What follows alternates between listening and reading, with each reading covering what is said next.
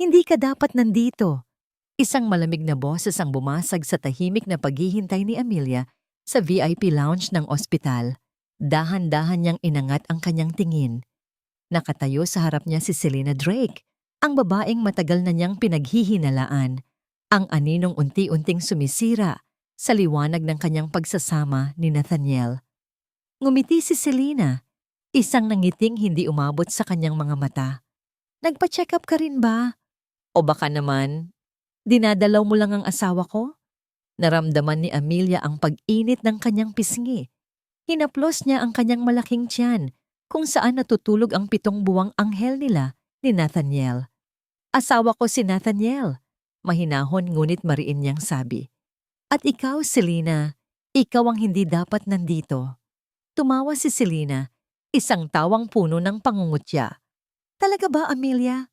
Kung makapagsalita ka, akala mo sa'yo pa rin siya. Hindi mo ba nakikita?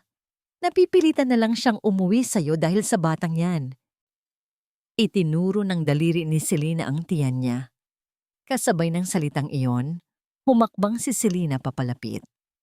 Sinubukan ni Amelia na tumayo para iwasan ito, para protektahan ang sarili at ang kanyang anak. Ngunit huli na ang lahat. Isang malakas na tulak. Nawalan ng balanse si Amelia. Naramdaman niya ang pagkawala ng sahig sa kanyang mga paa. Ang mga sigaw ng ibang tao sa lounge ay parang ugong na lamang sa kanyang pandinig. Ang lahat ay nangyari ng napakabilis, ngunit para sa kanya, ang bawat segundo ay parang isang walang hanggang pagbagsak. Bumagsak.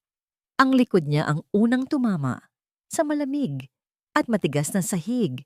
Isang matinding kirot ang gumuhit mula sa kanyang balakang hanggang sa kanyang batok. Napasigaw siya, hindi dahil sa sakit ng pagbagsak, kundi dahil sa biglaang paghilab ng kanyang tiyan. Ang baby ko, halos pabulong niyang sabi, habang ang mga kamay ay nanginginig na yumakap sa kanyang sinapupunan. Ang kaninang tahimik na lounge ay napuno ng bulungan at gulat na mga tingin. Ngunit ang mga mata ni Amelia ay nakatuon lamang kay Selena, na ngayon ay nakatayo roon. May bakas ng pagkagulat sa mukha, na agad na palitan ng malamig na pagwawalang bahala. Ang sakit ay hindi lamang pisikal. Mas matindi ang sakit na unti-unting dumudurog sa kanyang puso. Ang bawat pangako ni Nathaniel, ang bawat matamis na salita, ang bawat halik, lahat ay nagbalik sa kanya na parang mga piraso ng bubog na tumutusok sa kanyang kaluluwa. Ikaw lang, Amelia. Pangako, sabi nito isang gabi, habang yakap-yakap siya. Mga kasinungalingan. Lahat ay kasinungalingan.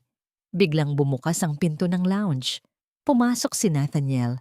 May dalang isang bouquet ng mga bulaklak ang mukha'y nakangiti. Ngunit ang ngiting iyon ay agad na naglaho nang makita ang eksena sa kanyang harapan. Amelia. Nakita ni Amelia ang pagbabago sa mukha ng kanyang asawa. Ang pagkagulat, ang pag-aalala. Ngunit sa isang iglap, ang mga mata nito ay hindi sa kanya napunta, kundi kay Selena. At ang nakita ni Amelia sa mga matang yon ay hindi galit para sa ginawa ni Selena. Ito ay takot. Takot para kay Selena. At doon, sa sahig ng malamig na ospital, habang nararamdaman ang matinding kirot sa kanyang katawan at ang pagtataksil na sumisira sa kanyang puso, tuluyan ng gumuho ang mundo ni Amelia Hartman Cross. Tulong. Halos hindi na niya marinig ang sariling boses. Ang paningin niya ay unti-unting nanlalabo. May mga nurse na nagmamadaling lumapit. May mga sigawan. May mga utos. Ngunit bago siya tuluyang lamunin ng dilim, ang huling imaheng nakita niya ay ang mukha ni Nathaniel. Hindi nakatingin sa kanya na nakahandusay at naghihirap, kundi nakatingin kay Selena na may pag-aalala at takot. Parang isang punyal na itinarak sa kanyang dibdib. At habang pumipikit ang kanyang mga mata, isang mainit na luha ang pumatak sa kanyang pisngi. Dala ang bigat ng isang wasak na pangarap at isang pusong pinagtaksilan. Ang tanging maririnig sa loob ng executive boardroom ng Hartman Global ay ang marahang pag-ikot ng ballpen Sa pagitan ng mga daliri ni Alexander Hartman, sa isang salita niya lang, maaaring gumuho ang mga kumpanya. Sa isang pirma niya lang, maaaring mabago ang kapalaran ng libu-libong tao. Ngunit sa sandaling iyon, ang lahat ng kapangyarihang iyon ay walang halaga. Biglang bumukas ang pinto at pumasok ang kanyang executive assistant. Hingal na hingal at hindi maipinta ang muka. "Sir," nanginginig ang boses nito.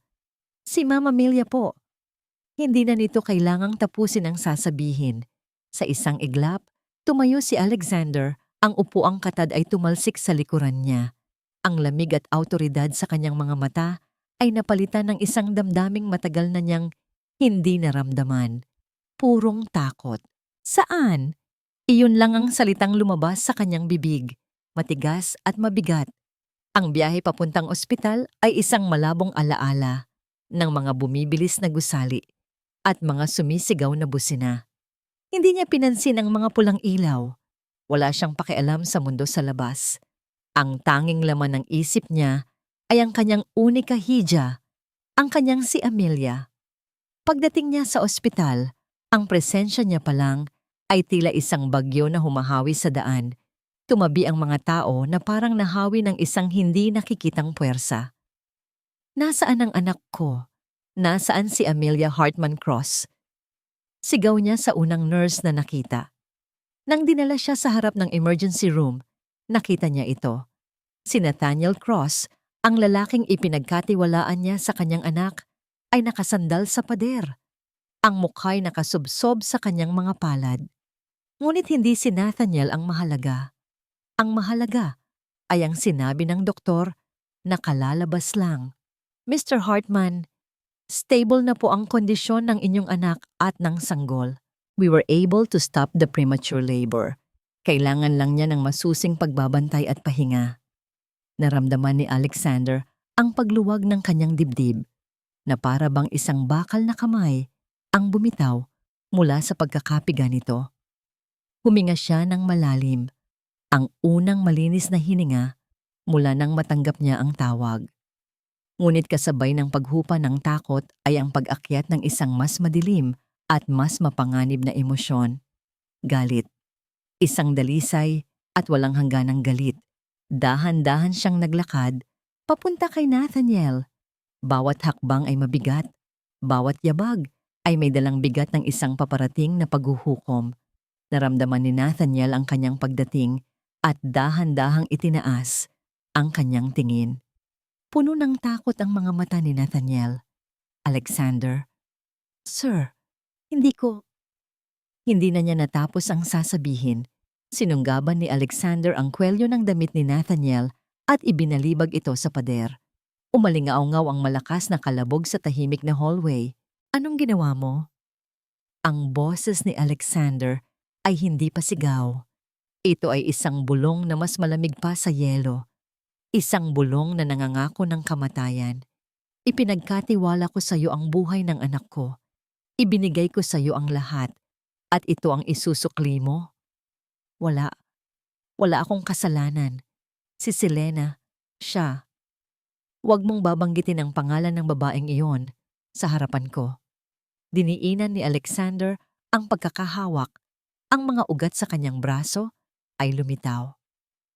"Hinayaan mong saktan niya ang asawa mo. Hinayaan mong malagay sa panganib ang anak mo. Pareho lang kayo." Binitawan niya si Nathaniel na parang isang basahan. Bumagsak ito sa sahig, umuubo at nanginginig. Tinalikuran siya ni Alexander. Pumasok siya sa silid kung saan nakahiga si Amelia. Ang kanyang malakas na anyo ay biglang lumambot nang makita ang kanyang anak na natutulog. May mga tubo na nakakabit sa kamay. Umupo siya sa tabi nito at marahang hinawakan ng kamay ni Amelia. Napakaliit, napakarupok. Sa buong mundo, siya ang pinakamakapangyarihang tao. Ngunit sa loob ng silid na iyon, isa lamang siyang ama na nasasaktan. Isang butil ng luha, isang bagay na hindi pa nakikita ng sino man sa kanyang mga empleyado o kalaban sa negosyo. Ang pumatak mula sa kanyang mata. Pinunasan niya ito agad. Ang kalungkutan ay mabilis na napalitan ng bakal na determinasyon. Kinuha niya ang kanyang cellphone at nagdial. Reyes, sabi niya sa kanyang pinagkakatiwalaang pinuno ng seguridad, kumuha ka ng kopya ng lahat ng CCTV footage sa St. Luke's Medical Center, particular sa VIP Lounge, sa pagitan ng 2 p.m. hanggang 3 p.m. ngayon. Alamin mo ang lahat tungkol sa isang babaeng nagngangalang Selena Drake. Bawat sikreto, bawat kahinaan, intindihin mo? Yes, sir. Ibinaba niya ang tawag at tumayo. Lumapit siya sa bintana. Tanaw ang buong syudad na kumikinang sa ilalim ng papalubog na araw. Ang bawat ilaw na yon ay isang paalala ng kanyang kapangyarihan, ng kanyang imperyo. Isang imperyong itatayo niya para protektahan ang kanyang anak. Isang imperyong gagamitin niya ngayon para durugin ang mga sumakit dito. Nagdial siyang muli sa kanyang pinakamahusay na abogado. Albert, panimula niya. Ang boses ay kalmado na, ngunit puno ng panganib. Maghanda ka. May idedemanda tayo. Narinig niya ang pag-aalinlangan sa kabilang linya. Sino, Sir Alexander? Tumingin si Alexander sa kanyang refleksyon sa salamin ng bintana. Ang nakita niya ay hindi isang negosyante. Ito ay isang mandaragit na handa ng pumatay. Gamitin ang lahat ng koneksyon. Utos niya. Ang bawat salita ay parang isang hatol. Ibagsak mo sila. Walang ititira. Ang ingay ng makina ng kanyang sasakyan ay halos hindi marinig ni Nathaniel sa lakas ng kabog ng kanyang dibdib. Paulit-ulit na umuulit sa isip niya ang mga salita ni Alexander Hartman, malamig, mabigat, at puno ng banta. Pareho lang kayo. Ipinark niya ang kotse sa basement ng isang marangyang condominium tower at halos takbuhin ang elevator papunta sa penthouse. Pagbukas ng pinto, nadatnan niya si Selena na palakad-lakad sa sala, ang mukay balisa. Nathaniel! Saan ka ba galing? Kanina pa ako tumatawag. Anong ginawa mo, Selena? Sigaw niya, ang boses ay basag sa galit at takot. Alam mo ba kung anong ginawa mo? Sinira mo ang lahat. Imbes na matakot, humarap sa kanya si Selena, ang mga matay nanlilisik. Anong ginawa ka, oh? Ipinagtanggol ko lang ang sarili ko. Siya ang nauna, Nathaniel. Minamaliit niya ako. Minamaliit niya ang pagmamahal natin. Pagmamahal? Tumawa si Nathaniel ng mapakla. Tingnan mo kung saan tayo dinala ng pagmamahal na yan. Galit na galit si Alexander. Guguho ang lahat ng pinaghirapan ko, Selena. Guguho tayong dalawa. Biglang nag-iba ang anyo ni Selena. Ang tapang ay napalitan ng mga luhang nagsimulang mamuo sa kanyang mga mata. Ganoon ba talaga ang tingin mo sa akin? Isang pagkakamali? Isang pabigat? Lumapit ito sa kanya. Ang mga kamay ay marahang humaplos sa kanyang dibdib. Nakalimutan mo na ba, Nat? Noong wala ka pang pangalan, noong halos isuko mo na ang pangarap mo, sino ang tumulong sa'yo? Ang pamilya ko, ang ama ko, ang naniwala sa'yo. Bawat salita ay parang isang karayom na tumutusok sa konsensya ni Nathaniel. Totoo ang sinabi niya, kung hindi dahil sa ama ni Selena, na nooy isang makapangyarihang negosyante, hindi magsisimula ang Cross Enterprise. Isa yung utang na loob na hindi niya kailanman mababayaran. At ngayon, patuloy ni Selena, ang boses ay halos pabulong na kami naman ang nangangailangan. Iiwan mo ako? Iiwan mo kami. Biglang bumukas ang pinto ng kwarto at lumabas ang isang maliit na batang lalaki. Kinukusot ang kanyang mga mata. Mommy? Yumuko si Selena at binuhat ang kanyang 5 taong gulang na anak na si Leo. Hinarap niyang muli si Nathaniel, ang mga matay puno ng pagsusumamo. Hindi para sa akin na po, Nat.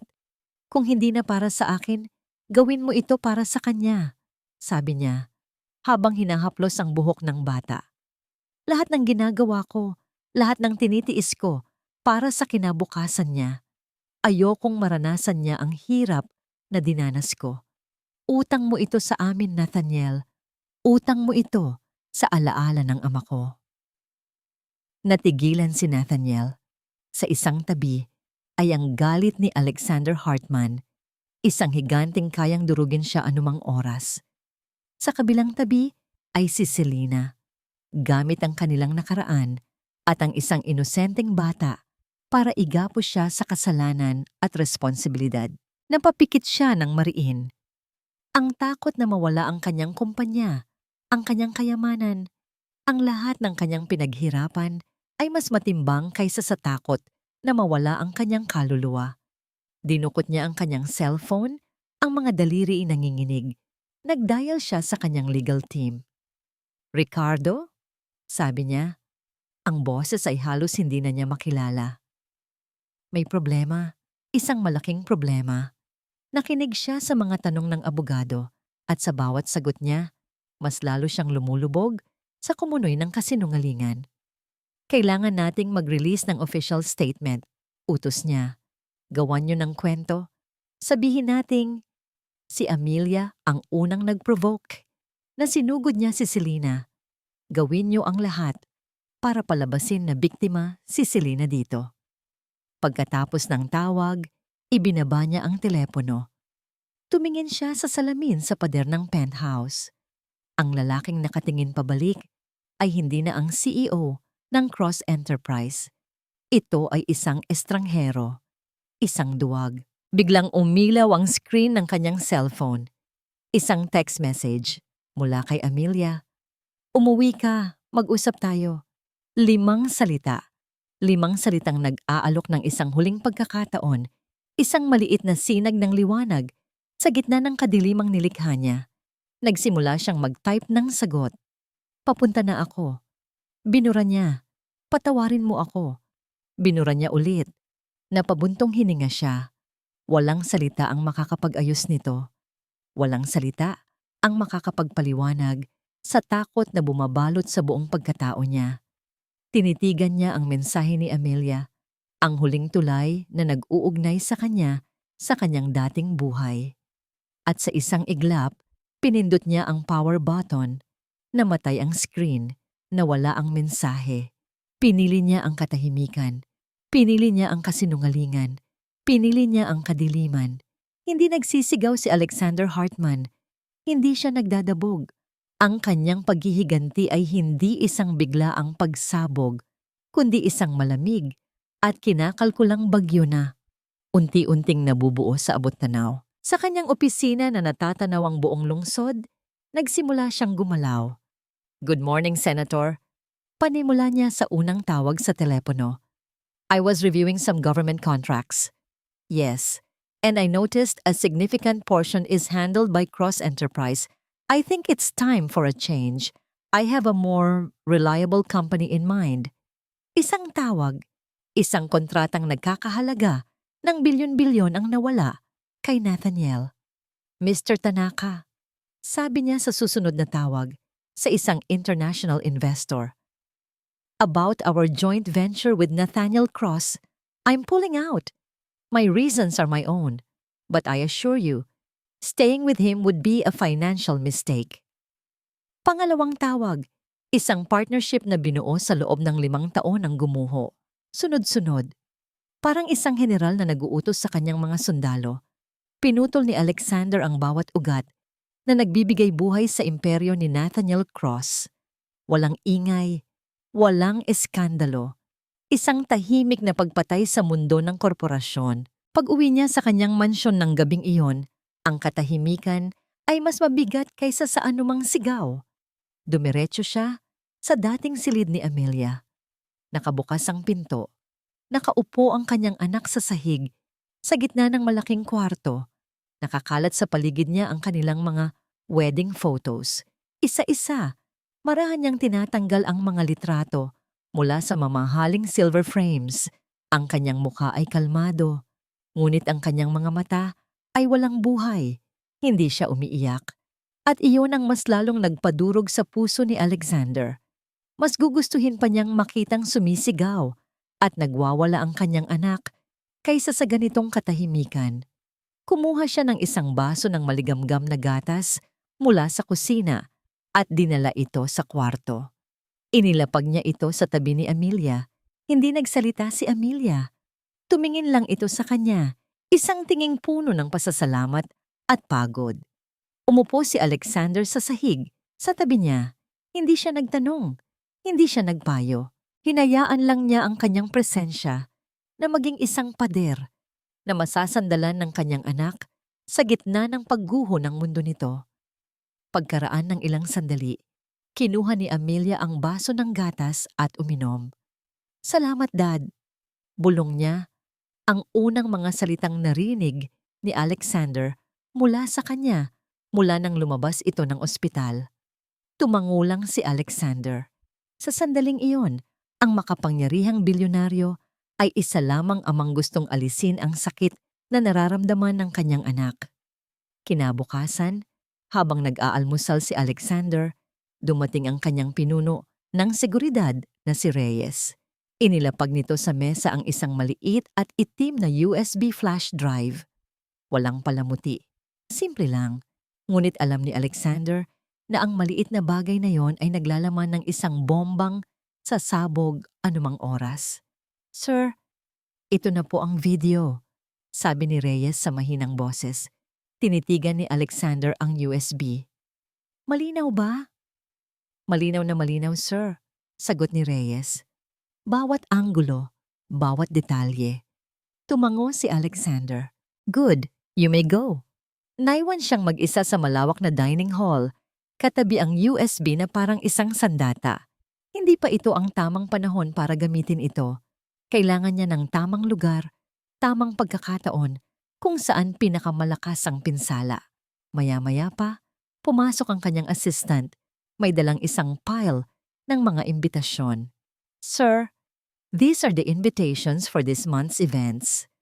Isa-isang tiningnan ni Alexander ang mga ito.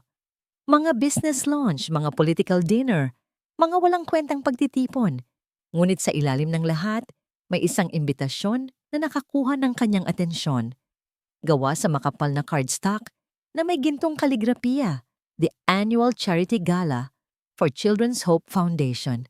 Ang pinakamalaki, ang pinakaprestihiyoso, ang gabi kung saan nagtitipon ang lahat ng mayayaman at makapangyarihan sa bansa para magpakitang gilas. Isang gabi kung saan tiyak na pupunta si Nathaniel Cross at Selena Drake para subukang linisin ang kanilang mga pangalan. Isang malamig na ngiti ang unti-unting gumuhit sa mga labi ni Alexander Hartman. Itinaas niya ang imbitasyon, tinititigan ito na parang isang battle plan. Kinuha niya ang kanyang telepono. "Reyes," sabi niya. Ang boses ay kalmado, ngunit may pahiwatig ng bakal.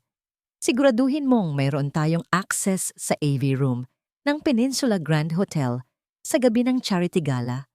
"Masusunod, sir." "Maghanda kayo ng malaking screen," dagdag ni Alexander habang nakatingin sa imbitasyon. "May ipapalabas tayo."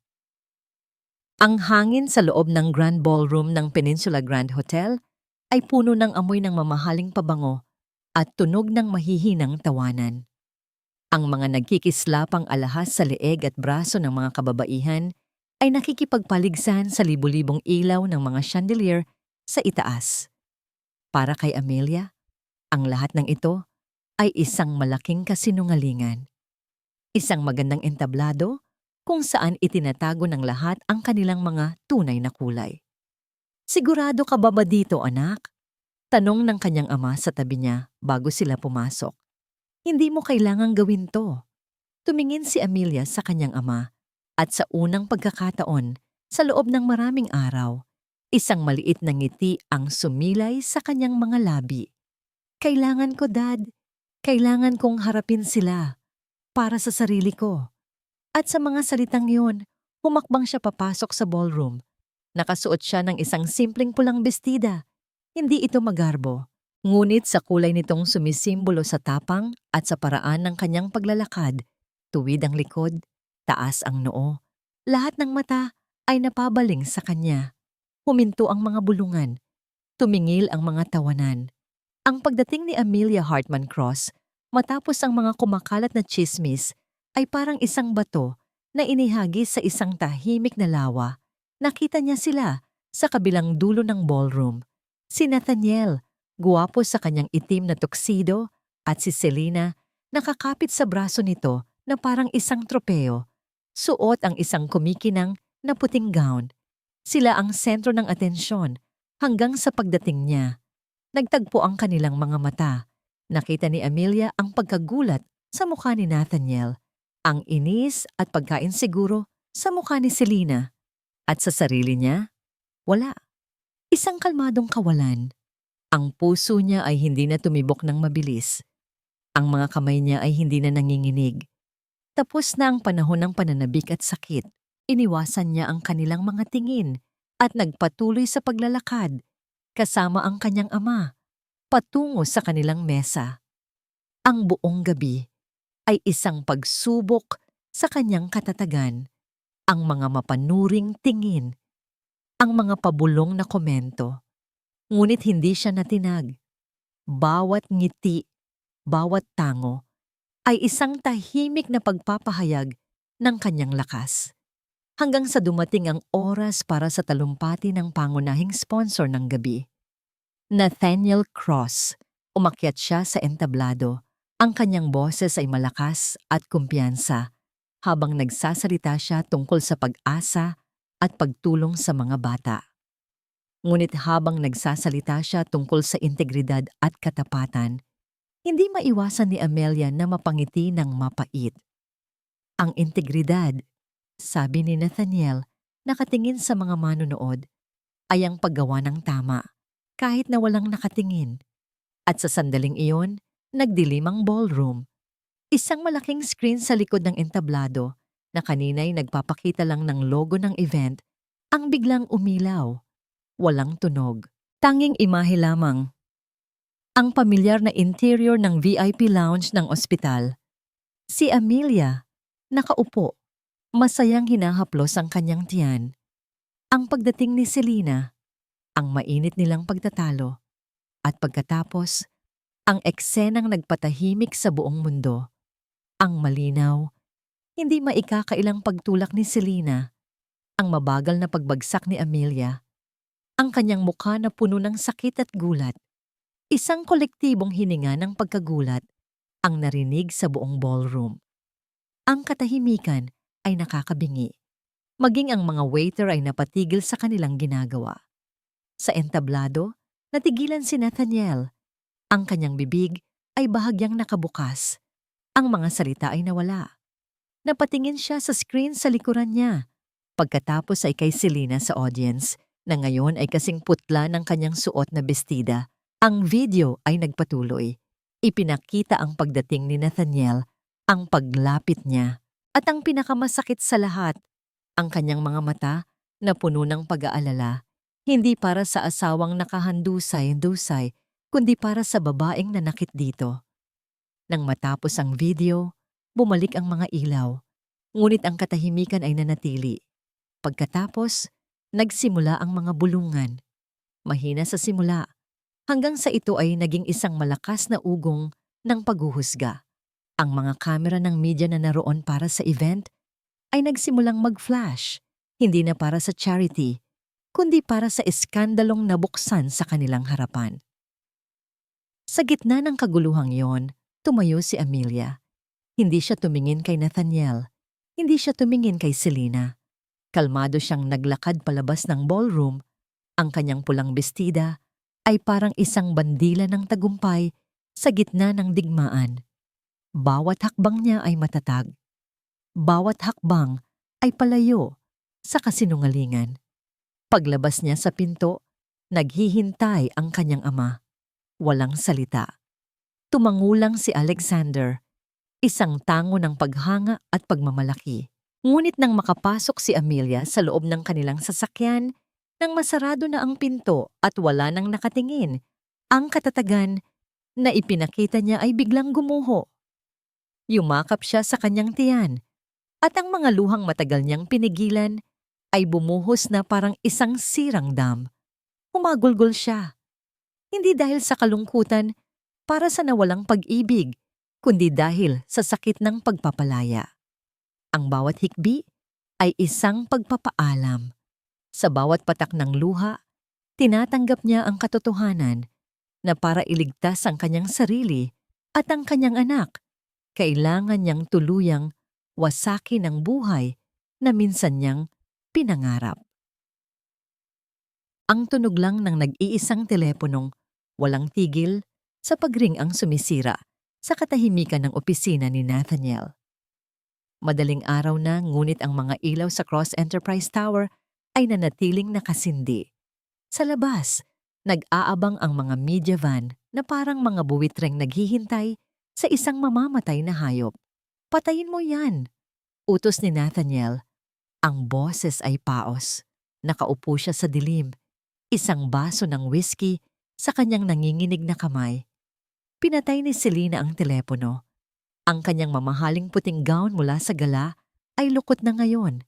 Ang kanyang perpektong makeup ay may mga bahid na ng luha at galit. Anong gagawin natin, Nat? Tanong niya. Ang boses ay puno ng desperasyon. Tapos na tayo. Tapos na ang lahat. Biglang tumayo si Nathaniel at ibinato ang kanyang baso sa pader na salamin. Nagkalat ang bubog sa sahig kasabay ng malakas na kalabog. Tayo? Sigaw niya. Ang kanyang mukha ay puno ng galit. Walang tayo. Selena, ikaw. Ikaw ang gumawa nito. Kung hindi dahil sa kahibangan mo sa ospital, hindi tayo aabot sa ganito. Ako lang? Ako lang ba talaga ang may kasalanan dito? Nathaniel? Ganti ni Selena, ang kanyang takot ay napalitan ng tapang. Sino ang nangako sa akin ng buwan at mga bituin? Sino ang nagsabing iiwan mo siya para sa akin? Huwag mong ipasa sa akin ang lahat ng sisi. Tapos na ang usapan. Sabi ni Nathaniel, tinalikuran ito. Aayusin ko ang gulong ito. At ikaw, mananahimik ka na lang. Mawawala ka na lang. Natawa si Selena. Isang tawang walang kagalakan. Mawawala? Ganoon lang kadali. Matapos ang lahat ng isinakripisyo ko para sa'yo? Naglakad siya papunta sa isang maliit na safe na nakatago sa likod ng isang painting sa opisina ni Nathaniel. Binuksan niya ito gamit ang isang kombinasyong alam na alam niya. Mula sa loob, kinuha niya ang isang manipis na folder. Inihagis niya ito sa mesa sa harap ni Nathaniel. Ano to? Tanong ni Nathaniel. Tinitingnan ang folder na may pagtataka. Buksan mo! Utos ni Selena. Ang boses ay malamig at mapanganib na. Balikan mo ang nakaraan mo bago pa maging Cross Enterprise ang pangalan mo. Binuksan ni Nathaniel ang folder. Sa loob, nakita niya ang mga lumang dokumento, mga bank statement, mga papeles ng isang transaksyon na matagal na niyang sinubukang ibaon sa limot. Isang shortcut na ginawa niya noong nagsisimula pa lang siya. Isang ilegal na paraan para makakuha ng malaking kapital. Isang krimen na kung mabubunyag ay hindi lang magpapabagsak sa kanyang kumpanya, kundi magpapakulong din sa kanya. Ang ama ko ang tumulong sa'yo na itago yan, sabi ni Selena. Bawat salita ay may bigat. Ang ama ko na pinagkatiwalaan ka ang nagligtas sa'yo mula sa kulungan at iniwan niya sa akin ang lahat ng ebidensyang yan bilang insurance. Tumingala si Nathaniel, ang kanyang mga mata ay nanlalaki sa hindi makapaniwalang pagtingin. Ang babaeng akala niya ay kaya niyang kontrolin ay may hawak palang patalim na matagal nang nakatutok sa kanyang leeg. Gagamitin mo yan laban sa akin? Halos pabulong niyang tanong. Hindi ako ang kalaban mo dito, Nat. Sagot ni Selena. Ang kanyang boses ay bahagyang lumambot. Si Alexander Hartman ang kalaban nating dalawa. Kung babagsak ka, babagsak din kami ng anak ko. At hindi ako papayag na mangyari iyon. Lumapit siya, hinawakan ng kamay ni Nathaniel. Lalaban tayo, magkasama. Protektahan mo ako at poprotektahan kita. Gawin mo ito para sa anak ko Nathaniel, para kay Leo. Ayokong lumaki siyang walang kinabukasan. Si Nathaniel ay napaupo. Talunan. Ang galit niya ay nawala. Napalitan ng isang nakakaparalisang pakiramdam ng pagiging bihag. Ginapos siya ng kanyang nakaraan, ng kanyang mga kasalanan, at ng isang babaeng mas tuso pa kaysa sa inaakala niya. Wala na siyang pagpipilian. Ang daan patungo sa paggawa ng tama ay matagal nang nagsara. Ang tanging daan na bukas ay ang daan na kasama si Selena, palubog sa mas malalim pang kadiliman. Biglang tumunog ang kanyang personal na cellphone. Isang numerong hindi nakarehistro. Sinagot niya ito. "Mr. Cross," sabi ng isang formal na boses sa kabilang linya. "I'm Albert Sandoval, the legal counsel of Mr. Alexander Hartman." Nanigas si Nathaniel. "My client is offering you a deal," patuloy ng abogado. "Isang tahimik at mabilis na divorce settlement. Malaki ang makukuha mong financial package. Ang kailangan mo lang gawin ay mag-issue ng isang public apology para kay Mrs. Cross at tuluyang putulin ang anumang ugnayan kay Miss Selena Drake." 100 palabas. Isang huling pagkakataon. Ngunit sa anong halaga? Ang kanyang kumpanya? Ang kanyang kalayaan? Tumingin si Nathaniel kay Selena. Nakatingin din ito sa kanya, ang mga matay nagbababala. Sa tabi nito, ang imahe ng maliit na si Leo ay pumasok sa kanyang isip. Huminga siya ng malalim. Ang bigat ng buong mundo ay nasa kanyang mga balikat. "Sabihin mo sa biyenan ko," sagot niya sa abogado. Ang boses ay walang emosyon. "Magkita kami sa korte." Ibinaba niya ang tawag. Sa pagpindot niya sa end button, naramdaman niya ang pagsara ng huling pinto ng pag-asa. Pinili na niya ang kanyang panig. Pinili na niya ang kanyang digmaan. Ang mga araw ay lumipas na parang mahinang agos ng tubig para kay Amelia.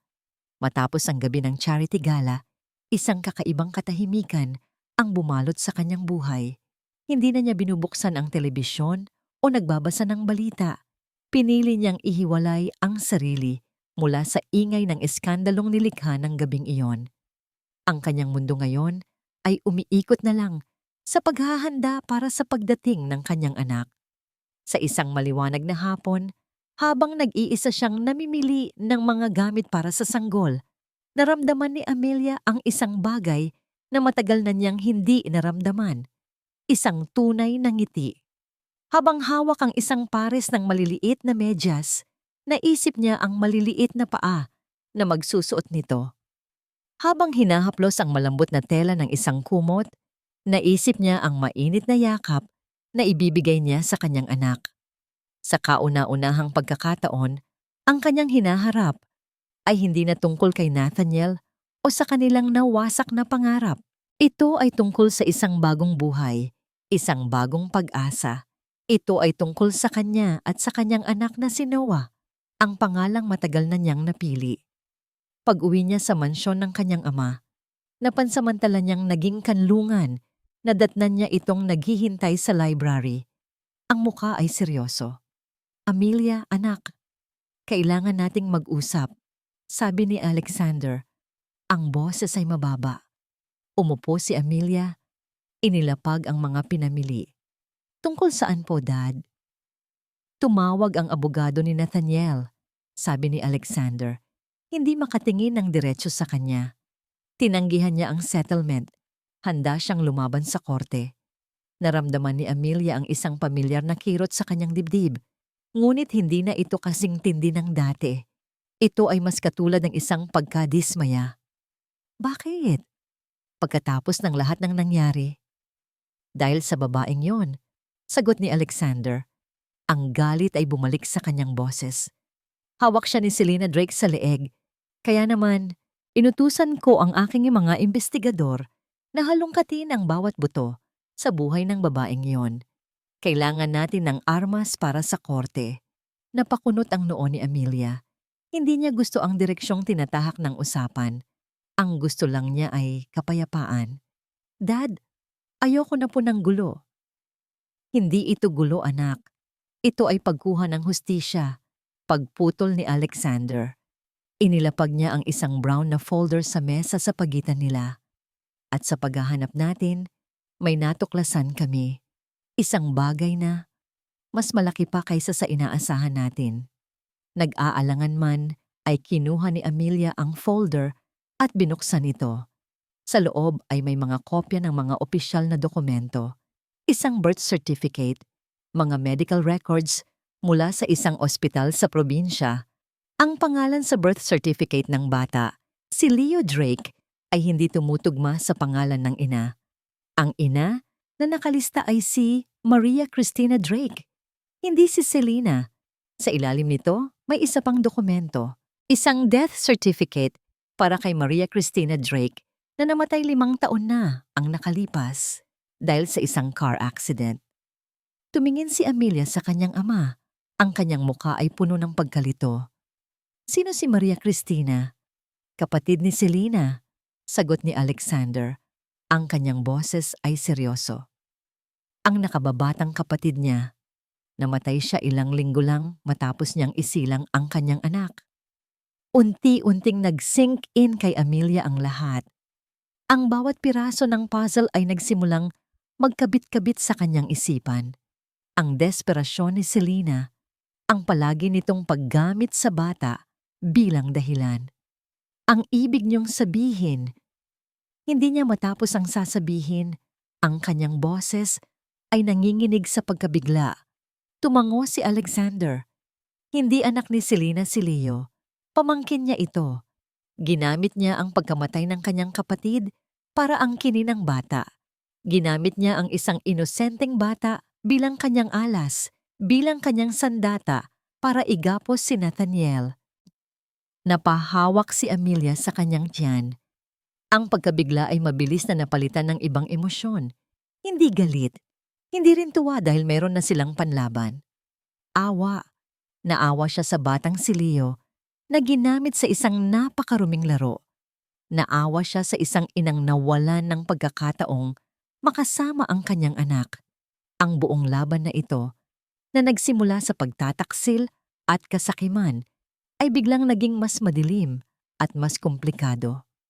Hindi na ito tungkol sa kanya at kay Nathaniel.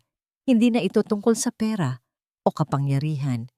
Ito ay tungkol sa isang kasinungalingan na sumisira sa buhay ng isang batang walang kamalay-malay.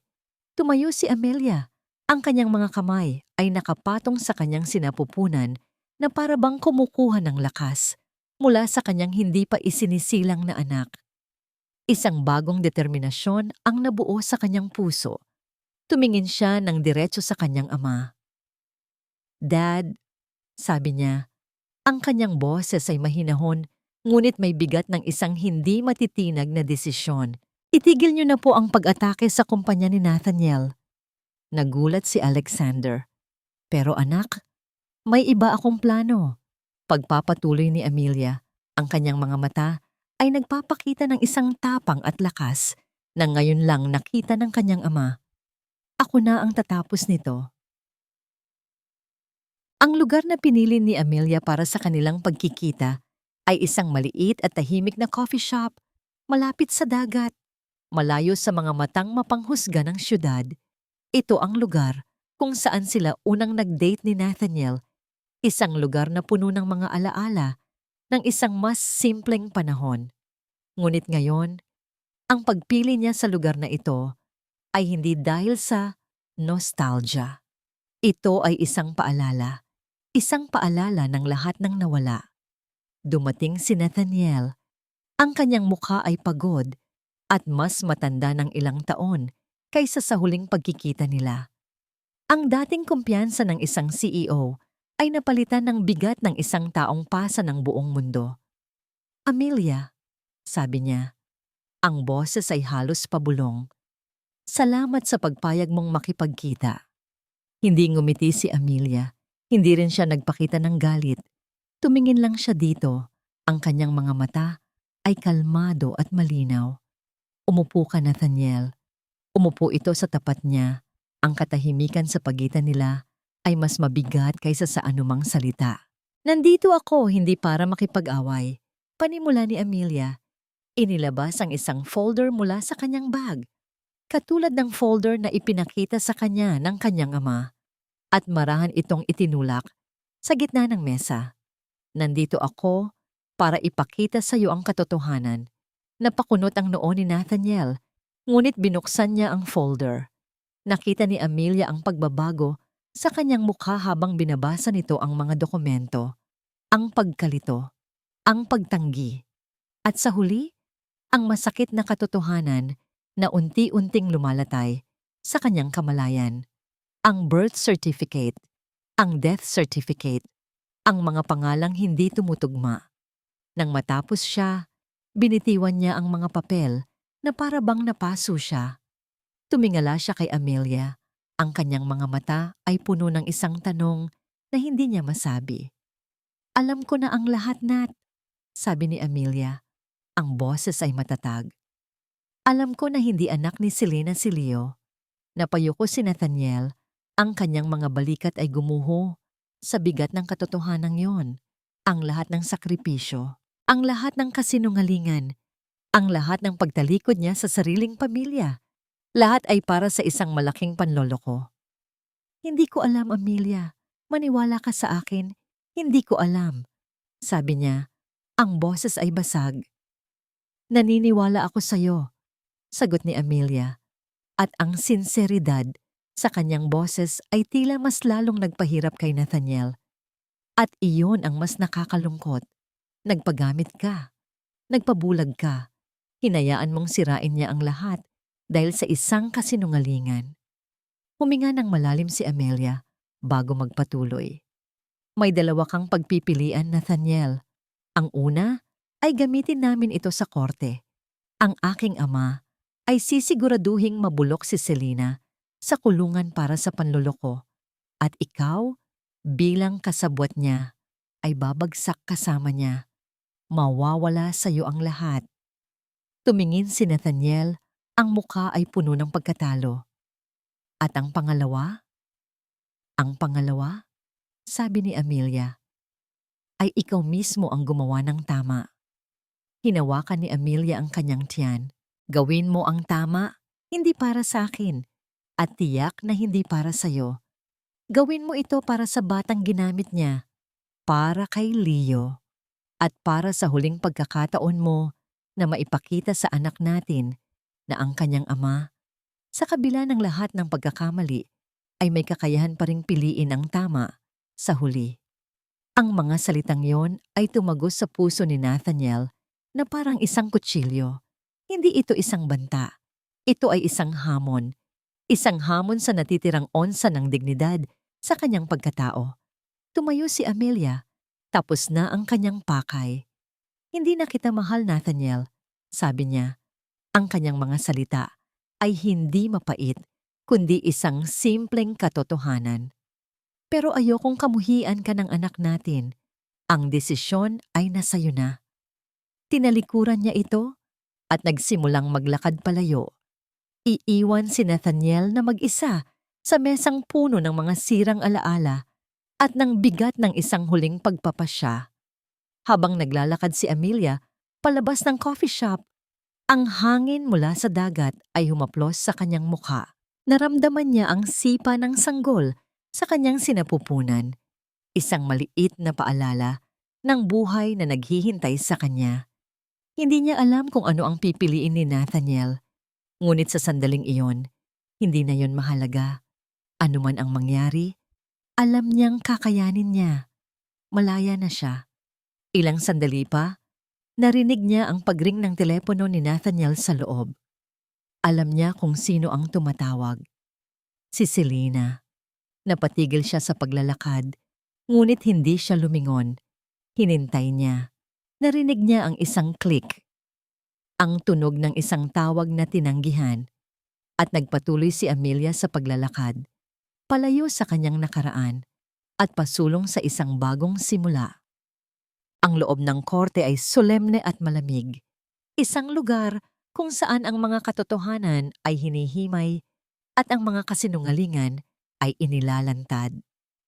Para kay Amelia, na nakaupo sa tabi ng kanyang abogado.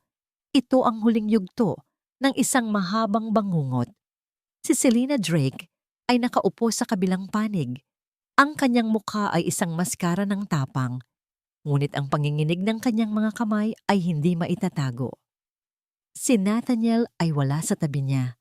Nakaupo siya sa likuran, mag-isa, isang anino ng dati niyang sarili. Nang tawagin siya sa witness stand, tumayo si Nathaniel. Bawat hakbang niya patungo sa harap ay mabigat. Nang manumpa siyang magsasabi ng katotohanan, ang kanyang mga mata ay saglit na napatingin kay Amelia, isang tinging puno ng pagsisisi. At nagsimula siyang magsalita. Walang pag-aalinlangan, isinalaysay niya ang lahat. Ang relasyon nila ni Selena, ang mga kasinungalingan, ang pagmamanipula. At ang pinakamatindi sa lahat, iprinesenta ng kanyang abogado ang mga ebidensyang natuklasan ni Alexander, ang patunay na si Leo ay hindi anak ni Selena. Isang kolektibong bulungan ng pagkabigla ang kumalat sa courtroom. Tumingin si Selena kay Nathaniel. Ang kanyang mga mata ay nanlilisik sa galit at pagtataksil. Sinungaling, binayaran ka nila para siraan ako. Sigaw niya bago siya patahimikin ng hukom. Ngunit huli na ang lahat. Ang katotohanan ay lumabas na. Matapos ang testimonya ni Nathaniel, umamin din siya sa kanyang mga pagkakamali. Tinanggap ang lahat ng responsibilidad para sa sakit na idinulot niya kay Amelia. Hindi siya nagdahilan. Hindi siya humingi ng awa. Ang hatol ay mabilis. Si Selena Drake ay inaresto sa loob mismo ng korte para sa mga kasong perjury at falsification of public documents, habang naghihintay ang mas malalim na investigasyon sa posibleng fraud. Ang divorce ni na Amelia at Nathaniel ay ipinagkaloob at si Amelia ay nanalo, hindi lang sa kaso, kundi sa laban para sa kanyang sarili.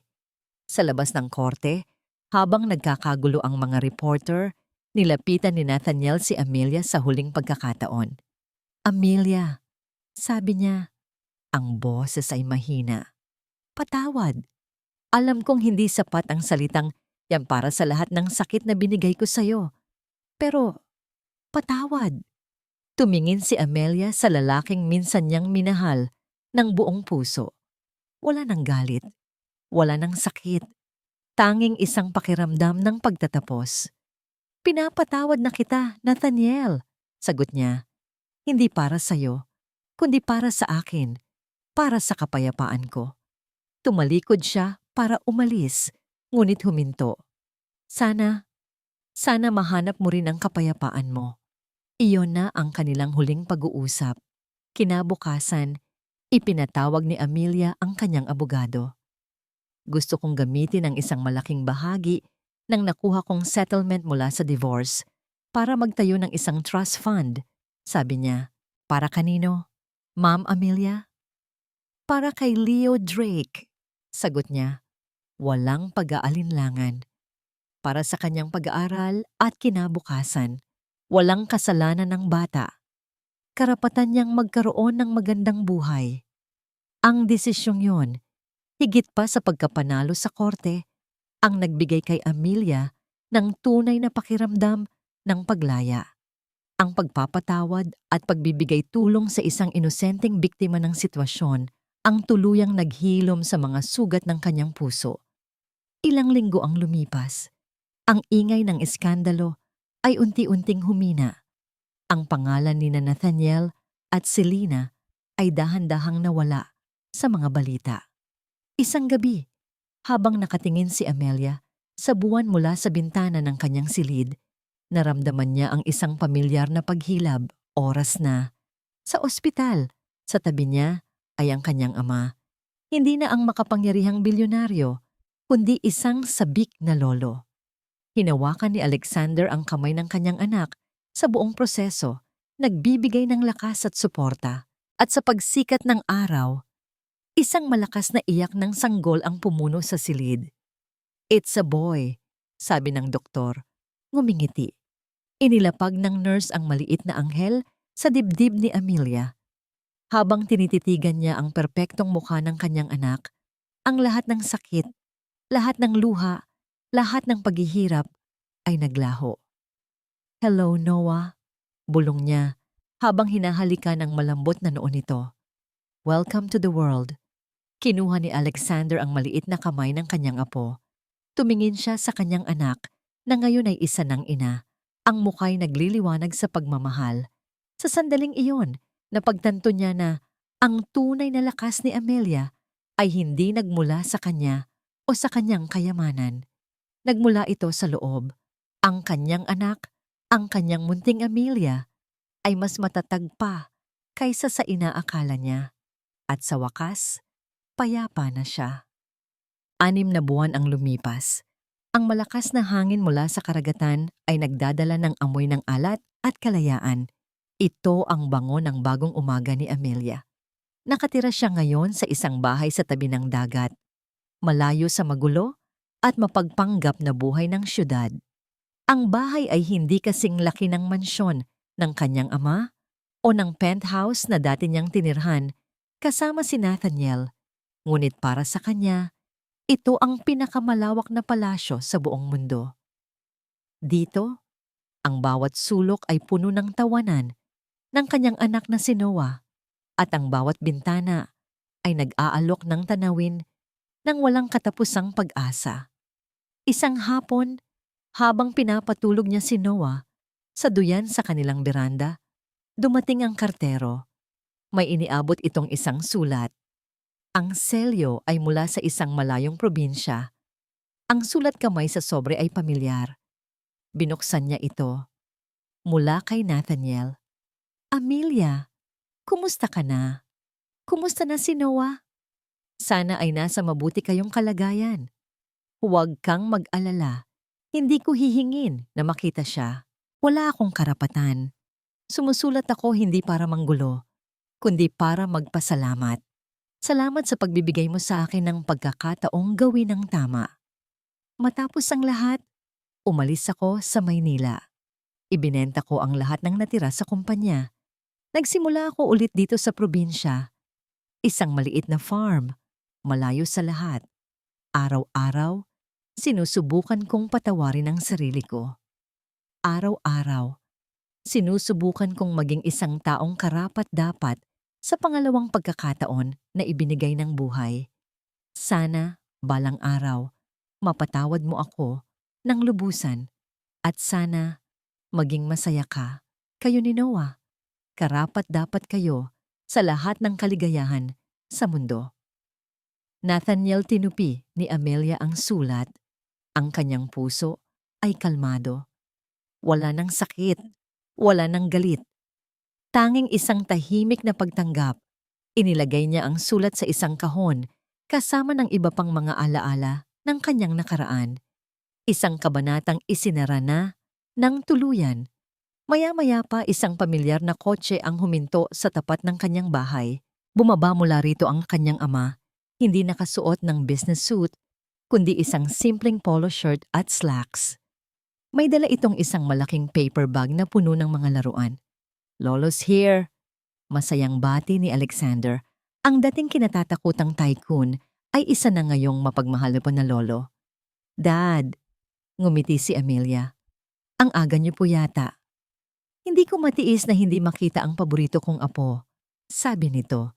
Dumiretso sa duyan at marahang hinalikan ng noo ni Noah na mahimbing na natutulog. Nagtimpla si Amelia ng kape at umupo sila sa veranda. Pinapanood ang paglubog ng araw sa dagat. "Masaya ka dito, anak?" tanong ni Alexander. Ang boses ay puno ng pagmamahal. Tumingin si Amelia sa payapang tanawin. Pagkatapos ay sa natutulog na mukha ng kanyang anak. Huminga siya ng malalim. Nilalasap ang sariwang hangin. "Sobra, Dad," sagot niya. Isang nangiting nagmumula sa puso ang sumilay sa kanyang mga labi. "Dito, hindi ko kailangan ng pera o kapangyarihan para maramdamang buo ako. Dito, sapat na kami ni Noah." Tumango si Alexander, ang kanyang mga mata ay bahagyang nag-init. "I'm so proud of you, Amelia. Mas matapang ka kaysa sa akin. Niyakap ni Amelia ang kanyang ama. Salamat po sa lahat, Dad. Salamat sa pagtitiwala niyo sa akin. Nang magising si Noah, naglaro sila sa dalampasigan. Hinayaan ni Amelia na dumampi ang mga paa ng kanyang anak sa buhangin sa unang pagkakataon. Ang malakas na tawa ni Noah habang hinahabol ng mga alon ang kanyang maliliit na paa, ang pinakamagandang musikang narinig ni Amelia sa buong buhay niya. Binuhat niya ang kanyang anak. Habang magkayakap sila, nakatingin sa papalubog na araw na nagpipinta ng kulay kahel at lila sa kalangitan, naramdaman ni Amelia ang isang ganap na kapayapaan. Ang bagyo ay tapos na. Ang mga kasinungalingan ay nailibing na. Ang sakit ay naghilom na. Ang natira na lang ay ang dalisay na pagmamahal ng isang ina para sa kanyang anak at ang pangako ng isang bagong simula. At para kay Amelia, iyon ay higit pa sa sapat.